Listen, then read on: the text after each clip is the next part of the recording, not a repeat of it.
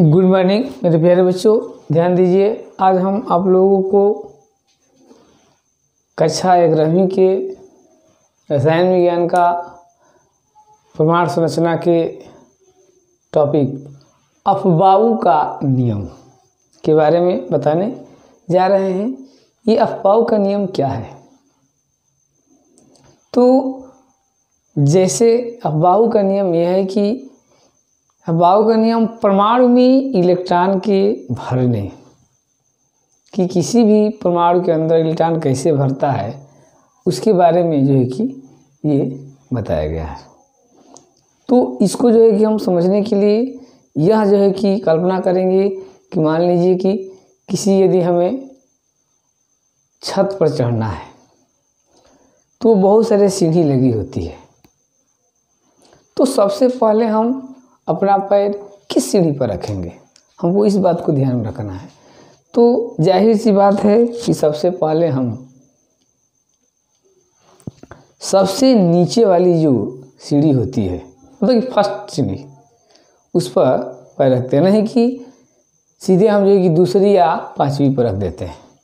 तो सबसे पहले हम कहाँ रखते हैं? सबसे पहले हम बहुत सारी सीढ़ियाँ लगी हुई है, इसमें सबसे जो नीचे सीढ़ी होगी उस पर जो है कि अपने पैर को हम क्या करते हैं? रखते हैं। फिर उसके बाद वाली जो उससे ऊपर है उस पर रखते हैं, फिर उसके बाद जो ऊपर है उस पर रखते हैं। ऐसे करते करते जो है कि हम उस छत के ऊपर चढ़ जाते हैं। ठीक उसी तरह से परमाणु के अंदर इलेक्ट्रॉन को जब भरा जाता है तो बहुत सारे ऊर्जा के कोष होते हैं। तो इलेक्ट्रॉन किस कोष में सबसे पहले जाएगा? तो इसके लिए हम ये देखते हैं कि इन जो दिए हुए कोष है उसमें किसकी सबसे कम एनर्जी है, उस कोष में इलेक्ट्रॉन जो है कि सबसे पहले प्रवेश करता है। तो इसको हम अपने शब्दों में यदि लिखना होगा तो कैसे व्यक्त करेंगे? तो व्यक्त करते हैं कि परमाणु में इलेक्ट्रॉन सबसे पहले कम ऊर्जा के उपकोषों में प्रवेश करता है।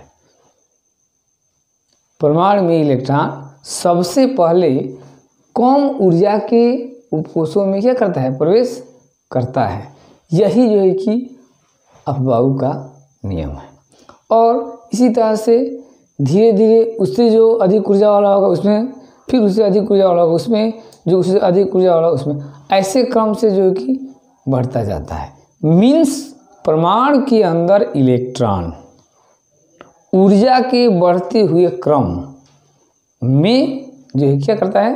प्रवेश करता है, जिसका ऑर्डर हम ऐसे ऑब्टेन कर लेते हैं। कैसे ऑब्टेन करते हैं भाई? तो 1s 2s 2p 3s 3p 4s 3d 4p 5s 4d 4p 6s 4f 5d 6p 7s 5f 6d 7p। तो ये क्रम होता है, ठीक है ना। तो इलेक्ट्रॉन को भरने का जो हमारे क्रम है वो क्रम क्या है? तो पहले हम क्या लिखेंगे? सबसे पहले हम क्या लिखेंगे? 1s, उसके बाद 2s 2p 3s 3p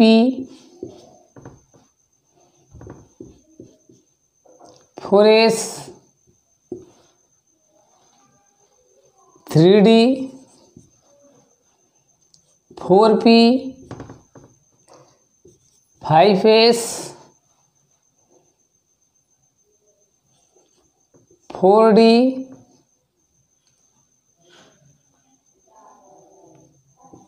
5p 6s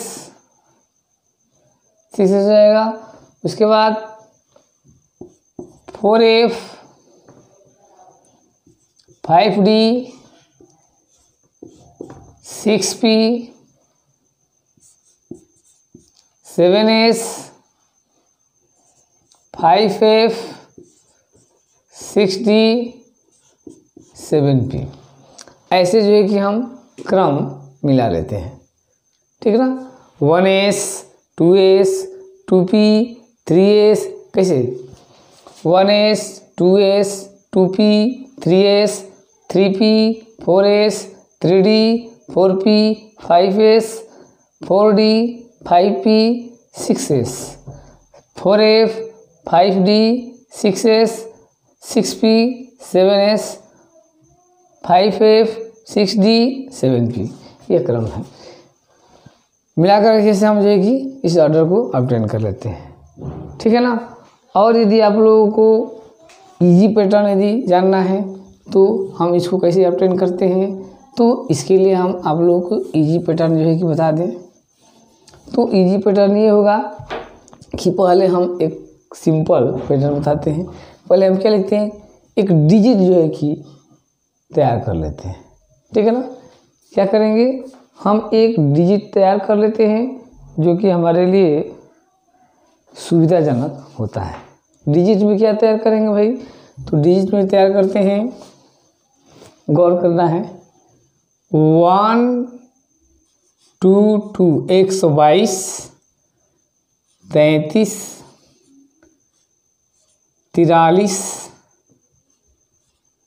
45 45 6 45 67 6 45।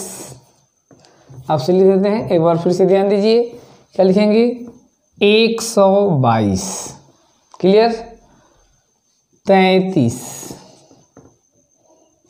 43 45 45 6 45 67। तो पहले हम डिजिट तैयार करेंगे, क्या करेंगे 122 33 43 45 45 6 45 67। माइन में आया, फिर से देखते हैं, 122 33 43 45 फिर 45 6 45 67। और इस पर हम लेटर सेट कर देते हैं, SSP SPS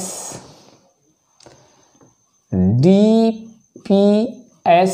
पहले हम 3 लेंगे, SSP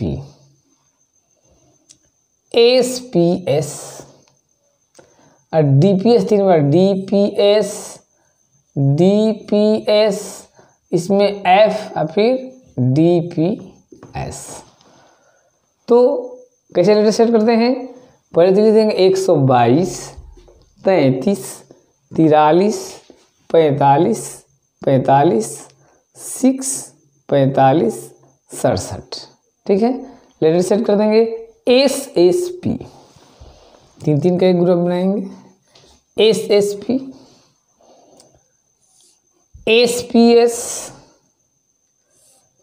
DPS DPS F, ये फील्ड छोड़ देते हैं, और फिर DPS। अब इसको मिला लेते हैं, पहले 1 है तो 1 फिर S, 2 है 2S 2P 3S 3P 4S 3D 4P 5S 4D 5P 6S 4F 5D 6P 7S। तो ये क्रम से जो है कि हम बना लेते हैं। तो इस क्रम को हम प्राप्त करने के लिए एक रूल होता है जिसका हम प्रयोग करते हैं, जिसे कहते हैं N+L का रूल। N+L के रूल से यह जो है कि फॉर्मूला बनाया जाता है N+L का नियम। यदि हमें डाउट हो जाता है, सस्पिशन क्रिएट हो जाती है कि 3s क्रम पहले है क्या 3p, तो हम N+L का फॉर्मूला का प्रयोग करते हैं। ठीक है ना। जैसे यहाँ पर सस्पिशन क्रिएट हो गया कि 4s पहले रहेगा कि 3d रहेगा, तो N+L नियम के अनुसार यदि हम वैल्यू निकालते हैं, जैसे 4s और 3d की वैल्यू निकाल रहे हैं, n की वैल्यू 4, ये 4 है तो ये n की वैल्यू 4 हो जाएगी, और s के लिए l की वैल्यू क्या होती है 0 होती है, तो 4 हो जाएगा। हम जानते हैं कि l = 0 1 2 3 तो क्या होता है s p d f, पहले से पता है। तो हम यहाँ पर s के लिए क्या लिख देंगे l की वैल्यू, जैसे n की वैल्यू तो 4 रख दिए, बट l के लिए s की वैल्यू कितनी होती है 0, तो 0 4 हो जाएगा। अब फिर यहाँ पर n 3 प्लस, अब d के लिए देखिए d के लिए कितना है 2 है, तो 2 तो बराबर कितना हो जाएगा 5। अब इस फॉर्मूले से यदि हम 2 सेलों का नंबर निकालते हैं और वैल्यू जिसकी कम आती है तो पहले आता है, जैसे 4s और 3d है, N+L का फॉर्मूला लगा दिए, क्या लगाए भाई n, ये नंबर बतलाएगा, आगे वाला जो नंबर होता है ये n बतलाता है, और l इनसे निकाल लेते हैं, तो 4 प्लस l की वैल्यू s के लिए क्या होती है 0, 4 हो गया। फिर इसी तरह से 3d है तो 3 लिख दिए, अब d के लिए वैल्यू कितनी होती है 2, तो 5 हो गया। तो इस फॉर्मूले से जिसकी वैल्यू कम आती है उसको हम पहले लिखते हैं, जैसे अब 4s और 3d है तो 4s की वैल्यू कम आई, तो इसलिए आर्डर में सबसे पहले है। अब यदि मान लीजिए कुछ ऐसे सेल है जिसका हम N+L के रूल से निकालते हैं तो दोनों का वैल्यू बराबर हो जाती है। जैसे हम देखते हैं ये आपका 4p और 5s निकालिए, n की वैल्यू 4 प्लस p के लिए 1 तो कितना हो जाएगा 5, फिर यहाँ पर 5 अब प्लस s के लिए क्या होता है 0 तो कितना हो जाएगा 5। अब दोनों वैल्यू क्या होगी बराबर होगी, तब क्या करेंगे भाई इस कंडीशन में अब देखते हैं कि इसके आगे क्या नंबर है। जब वैल्यू इक्वल हो जाए तब हम इसके नंबर आगे देखते हैं, किसका नंबर कम है, तो 4p का नंबर कम है तो हम पहले 4p लिखते हैं। तो यही है N+L का नियम। ठीक है ना। इसको जिस क्रम में बताया है उसको क्रम में आप नोट कर लेंगे। अब देखते हैं, अब कोई एटम है और दिया हुआ है तो उसका कन्फिग्रेशन हम कैसे करेंगे अफबाउ के नियम के अनुसार। तो देखते हैं हम कैसे करते हैं। जैसे मान लीजिए कि आपको हाइड्रोजन दे दिया जाए, हाइड्रोजन 1 होता है ना, इसमें 1 इलेक्ट्रॉन होते हैं, तो अफबाउ के नियम के अनुसार पहला क्रम किसका है 1s का है, तो 1s लिख देंगे। और कितनी इलेक्ट्रॉन हमारे पास है 1। पहले माइंड में रखना चाहिए कि s में कोई भी हो अधिकतम 2 इलेक्ट्रॉन रहेगा, p कोई भी हो उसमें कम से कम 1 और अधिक 6। 1 से शुरू करेंगे 1 2 3 4 5 6, इसमें 1 से शुरू करेंगे 1 2।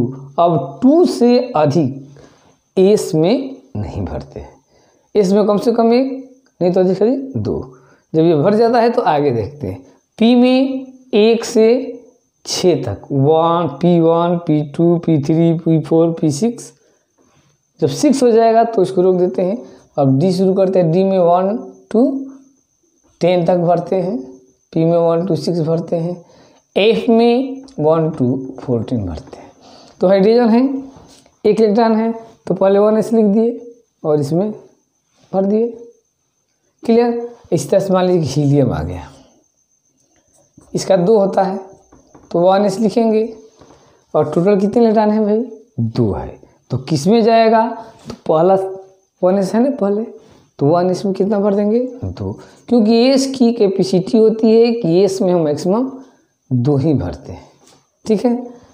अब लिथियम है, 3 हो गया, भरना है हमको। तो पहले हम कौन सा सेल लिखेंगे खुद सोचिए। तो पहले हम ऑर्डर में क्या है? 1s है, तो आराम से पहले हम 1s लिख दिए। अब इस 3 इलेक्ट्रॉनों में से हम कितने इसमें भरेंगे? तो s में या तो कम से कम 1 नहीं तो अधिक 2। हमारे पास 3 अवेलेबल है तो हम तीनों नहीं भरेंगे क्योंकि इसकी कैपेसिटी क्या है? 2 ही भरने का। तो इस 3 में से 2 इसमें भर दिए। अब कितना बचा? 1 बच गया। तो 1 बच गया भाई, कहाँ ले जाएंगे? तो अब इसमें तो जाएगा नहीं। तो अब देखते हैं इसके बाद किसका नंबर है। तो 2s का नंबर है। ठीक, तो यहाँ पर लिखेंगे 2s और 2s में भरेंगे कितना? तो यहाँ पर 3 में से तो 2 भर दिए, बचा कितना? 1। तो हम इसमें 1 भर देंगे। क्लियर है। अब देखते हैं फिर, मान लीजिए बेरिलियम है 4 है, तो सबसे पहले हम कौन लिखेंगे? तो पहले हम जानते हैं कि शुरू करते हैं तो पहला जैसे हम छत की सीढ़ी पर चढ़ते हैं तो पहले सीढ़ी पर रखते हैं ना, तब दूसरे पर, तब तीसरे पर। तो सबसे पहले इसमें हम 1s लिख देंगे, 1s लिख दिए। अब हमारे पास 4 इलेक्ट्रॉन है, तो सोचिए कि 4 में से हम 1s में कितने देंगे भाई? नहीं रहता, 1 रहता तो 1 भरते, लेकिन 4 है तो उसमें से हम 2 इसमें भरेंगे क्योंकि इसमें 3 नहीं भरेगा, 4 नहीं भरेगा, 2 भर सकता है। तो इस 4 में से 2 इसमें हम भर दिए। बचा कितना? तो और 2 बच गया। तो 2 कहाँ भरेंगे भाई? तो अब देखते हैं क्रम में कौन है? 2s है, तो 2s यहाँ पर लिख देते हैं। कितना बचा था? 4 में से 2 तो भर दिए, 2 बचा तो इसको 2 को अब इसमें भर देंगे। ठीक है। तो इसी क्रम में अब देखते हैं, जैसे मान लीजिए कि 5 वाला है, बोरान 5 है। ठीक है ना। तो बोरान 5 है आपका, 5 बोरान का 5 है, तो भरते हैं। पहले कौन सा लिखेंगे भाई? तो सबसे पहले हम शुरू से करें क्रम से, तो पहले कौन है? 1s है, तो पहले 1s लिख देंगे। अब 5 में से हम कितने इलेक्ट्रॉन इसमें भरेंगे भाई? तो ऑलरेडी जानते हैं कि इसकी कैपेसिटी 2 ही का होती है, तो इस 5 में से 2 निकाल दिए। कितने बच गए? 3। तो इसके बाद किसका नंबर है? तो 2p का है, 2s का है। तो 5 में से 2 इसमें भर दिए तो बचे कितने? 3। अब उस 3 में से इसमें कितने भरने चाहिए? तो s ही ना है, चाहे वो 1s हो, चाहे 2s हो, चाहे 3s हो, s में 2 से अधिक कभी नहीं भरते हैं। तो 5 में से 2 इसमें भर दिए, 3 बचा, उस 3 में से 2 इसमें भर देंगे। अब कितना बच गया? 1। तो अब किसका नंबर है? 2p का। तो 2p का नंबर है भाई, तो 2 लिख करके 5 में से 2 इसमें, 2 इसमें, बचे कितने? 1, तो p में 1 भर देंगे। क्लियर है। अब मान लीजिए सोडियम है, देखिए Na11। अब इसको हमें बनाना है बॉल के नियम के अनुसार, तो स्टार्ट करेंगे पहले से। तो पहले क्या लिखेंगे? 1s। 11 में से कितने भरेंगे भाई? तो s में कोई भी s हो, 1s हो, 2s हो, 3s हो, कितने भरते हैं? 2। तो चलिए हम इसमें से 2 भर दिए। 11 में से 2 भर दिए, कितने बच गया? 9। अब 9 को हम कहाँ ले जाएंगे? तो अब इसके बाद किसका नंबर है? 2s का। तो यहाँ पर 2s लिख दिए। तो 11 में से 2 भर दिए, 9 बचा। अब फिर 9 में से 2 इसमें भर दीजिए। अब कितना बच गया? तो 2 और 2 4। 11 में से तो 4 भर दिए हम, तो बचा कितना? 11 में से 4 भर दिए तो कितना बच गया? 6 बचा, ठीक ना। 11 में से जो है कि 4 भर दिए, तो अब जोड़ दीजिए, 4 निकाल दीजिए 11 में से, तो 7 बचा, ठीक। अब 7 इलेक्ट्रॉन को कहाँ ले जाएंगे, तो अब देखते हैं इसके बाद किसका क्रम है, 2p का क्रम है। तो यहाँ 2p लिख दीजिए। 11 में से 2 इसमें भर दिए, 2 इसमें भर दिए, बच गया 7। तो 7 में से कितने इलेक्ट्रॉन में भरेंगे, क्या 1 भरेंगे, नहीं, 7 है ना। तो p की कैपेसिटी 6 की होती है, तो उसमें 7 में से कम 6 इलेक्ट्रॉन निकाल कर इसमें भरेंगे। 7 तो इसमें नहीं भरेंगे क्योंकि p में 6 से अधिक नहीं भरता है। 7 भर दिए, तो 2 2 4 6 10 हो गया। अब कितना बच गया 11 में से 1, वो कहाँ जाएगा, तो कम देखते हैं। 1 इसमें तो 2 भर गया, 2 इसमें भर गया, 2p में भर गया। अब नंबर 1 इलेक्ट्रॉन बचा है, तो उसको हम 3s में 1 भर देंगे। सपोज कर लेते हैं, मान लीजिए कि पोटेशियम है 19 है, आपको भरना है। कैसे भरेंगे भाई, तो वही क्रम, पहले तो 1s लिखेंगे, 2 भर दिए। फिर 2s का नंबर है, तो 2s में भी 2 भर दिए, ठीक है। 2s के बाद किसका नंबर है, 2p का, तो 2p में भी 6 भर दिए। अब 19 में से कितना भर गया, 2 2 4 2 6, 4 6 10 भर गया। कितना बचा, 9 बचा। और 9 कहाँ जाएगा, तो अब 2p के बाद 3s है, 3s में 9 में से 2 भर देंगे। तो 2 2 4 14 2 12।